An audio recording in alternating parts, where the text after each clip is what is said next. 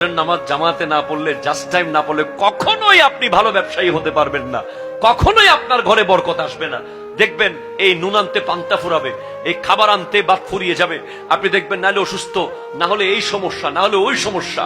ওলামায়ে কেরাম হুজুরদেরকে আপনারা দেখেন না, কিরে আপনি মাত্র 10,000 টাকা বেতন দেন, মুয়াজ্জিনগিরি করে হুজুর, তার ঘরে কোনো টেনশন নাই, এত সুখ আর সুখ। খতিব হুজুরকে 20,000 টাকা দেন, সুখ আর সুখ। ওলামায়ে কেরাম এত সুখী কেন? কেন ওলামায়ে কেরামের ঘরে ফজরের নামাজ নিশ্চিতভাবে হয়।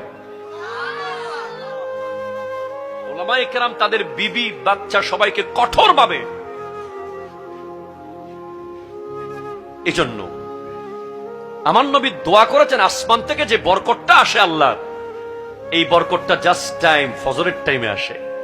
আল্লাহুম্মা বারিক লি উম্মতি ফি বুকুরিহা, আল্লাহ তুমি আমার উম্মতকে সুবহে সাদিকের সময় বরকত দাও।